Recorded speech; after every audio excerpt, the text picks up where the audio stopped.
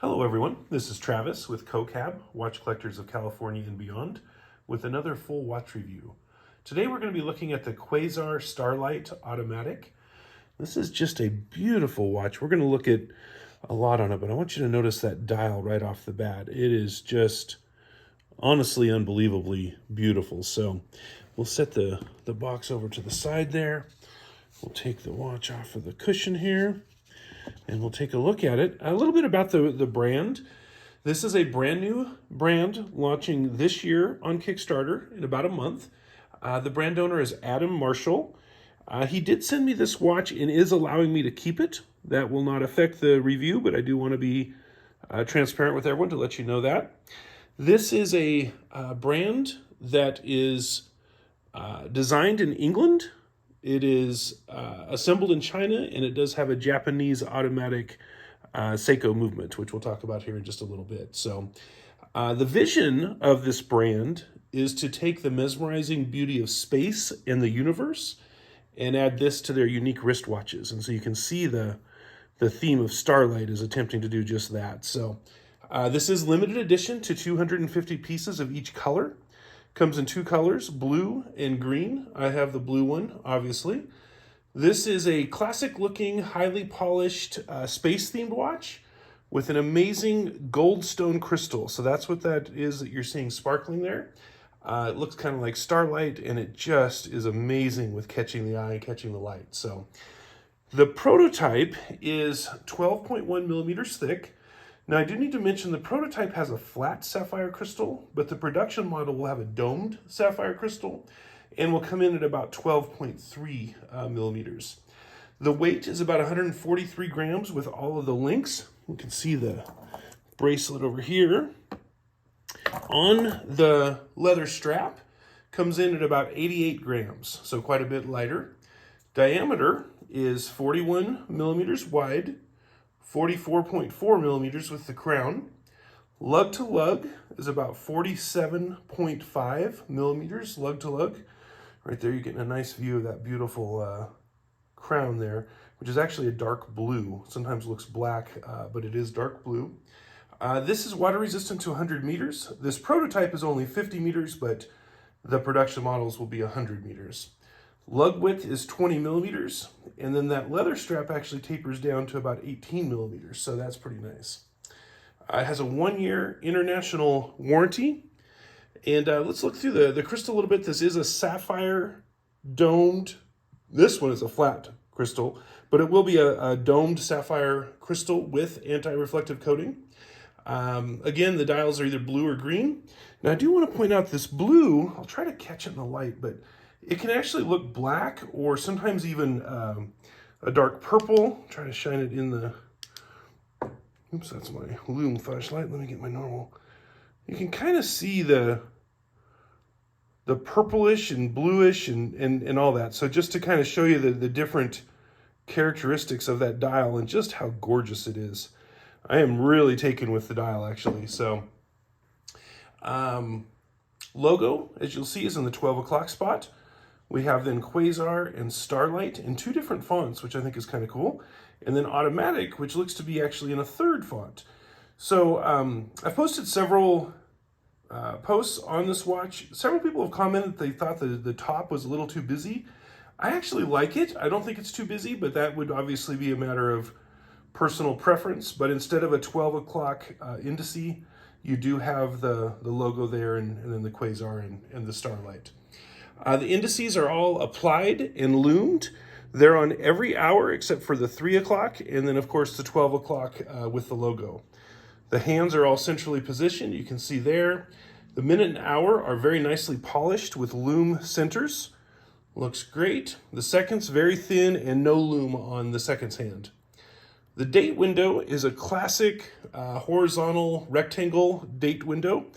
I'll point this out and we'll talk about it at the end too, but the date numbers don't line up perfectly. They center a little high up on the square, if you will. The top has less room than the bottom. So just to kind of point that out, nothing big, but it's not magnified. Position, of course, is 3 o'clock, and it's a white background with black numbers, so very easy to read. The chaptering is kind of cool. Try to get it where you can see a good view of it. Basically, it's kind of like the train track style, if you will.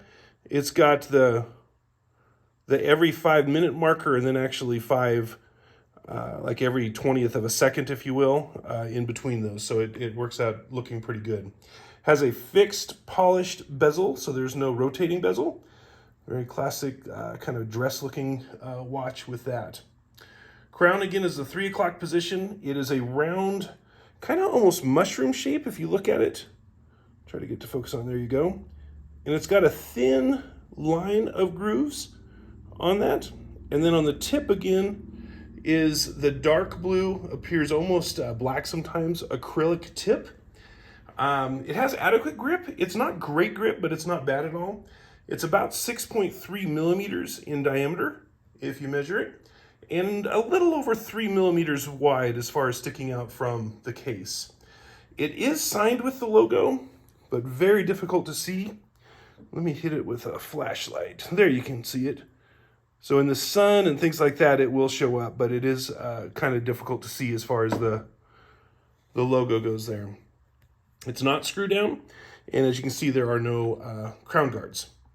Case is 316 highly polished stainless steel. This is not the 316L, but it is the 316 stainless steel highly polished watch. And you can see the beautiful look of that. Does attract fingerprints, but man, it just looks gorgeous. I just love that dressy look to it. All right, let's look at the case back. I'm gonna open this a little bit, give us some more room. So you can see let's get it to focus here. There we go, you can see the Quasar, the logo, and then around it, it says water resistant 10 bar or 100 meters, sapphire crystal, stainless steel, and then the limited edition number. It has a 6-grooved screw-down case back for access to the movement. Moving over to the lugs, we will notice that those are not drilled. It's one thing I would have liked. I love drilled lugs. If you don't have drilled lugs, I like to have the easy disconnect or easy release spring bars. Textures on the lugs, again, polished stainless steel. Lug to lug again is 47.5 millimeters, and then the 20 millimeter lug width. The bracelet, let's set this to the side for right now. We'll grab the bracelet. The bracelet is highly polished, so it's very reflective. You can see the logo right there. One thing I do like about it is the end links, when you take the spring bars out, they still stay connected. So that's nice. Some watches don't have that. The bracelet, I think, is maybe a little bit almost too shiny. It almost looks like a fashion watch bracelet at times. There's nothing wrong with it. It just has that a little bit of a look. I like the look of the leather much, much better myself. Of course, that is probably just personal preference. So looking at the leather strap, we'll look at the inside of it. Possibly, if we can get this to focus. There we go. You can see it says genuine leather in 20. You can see the butterfly clasp. This is really nice. Just goes like this. And then tuck that in. And it's pretty good. Now, for my 8 1/4 inch wrist, I had to put it on the second notch. And as you can see, that doesn't leave much else. As a matter of fact, I had to move the second keeper, which was out here on this side, to the inside in order to make it work for me. So 8 1/4 is probably about the max that you're gonna want for the leather strap. On the bracelet, you could probably go 8 1/2, maybe even 8 3/4, because there is a little bit more room there. So, all right, let's look at, you can see the clasp there is, again, beautiful, highly polished stainless steel. And the highly polished stainless steel contrasting against the blue leather, I think looks just fantastic. So, all right, the lume. It is Super Luminova. Let me hit it with my lume flashlight here. All right, so you can kind of see the indices. Now the Quasar and Starlight and logo are not lumed, they're just catching the lume light. So let me shut that off. And there you can see the actual lume showing up there. So looks really nice, I love that look. The movement we can't see because we have, of course, the non-exhibition case back, but it is the NH35 automatic, 24 joules, 41-hour power reserve, 21,600 vibrations, Typically, these movements are accurate to -20 to +40 seconds per day. And a lot of times they're even more than that, but they're a very good workhorse movement. All right, packaging. We're going to set the watch down here for a second. So it comes in this nice padded, you got the logo here, box, slight padding on the top. Again, you got the logo, little spot with the cushion, and then that, of course, all comes inside of relatively thin, but just the cardboard sleeve. So cardboard, or the packaging is typical. It's nothing super fancy or anything, but it definitely does the job. The wearability of this, I would say, is very comfortable. Well, it's comfortable actually on both, but I, again, especially like the leather strap for this. The leather strap stayed right on my wrist. It didn't stray at all, or hardly at all. Once adjusted, as in putting this in the proper hole, it's super easy to take on and off. Nice and convenient there. Winding. So with the winding, it's very easy. The grip on the crown is a little close. Fortunately, it winds really easy, so there's no real problem with it. But just how close that actual grip is to the case makes it a little bit difficult. Setting the time. So this is a little harder to pull out than some. It sticks pretty good. You'll see this. And I'm awkward trying to do it around this box that I'm using to set everything on. But it actually comes out to the setting the time almost every time. We'll look at setting the time and then go back to the date. You'll see there's very little give, which I love, on that before it engages the hands. I found it's easier just to pull it all the way out and then put it one click in to set the date, as opposed to try to pull it out just one click. So you can see the date going. So very good with all of that.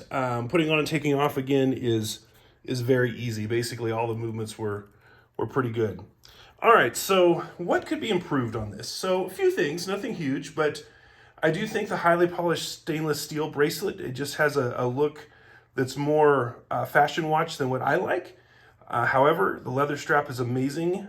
If you do get this, highly encourage you to get the leather strap. That is an additional add-on you can do, and I would say it is well worth it. The drilled lugs, that's something I always like, so that could be improved, just in my opinion.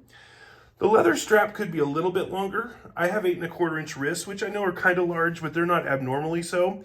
And I'm pushing it. I mean, it's fine and comfortable, but it wouldn't go any bigger, I don't think, than for me. So the date, again, not being totally centered, it ends up coming in a little at the top of the date window.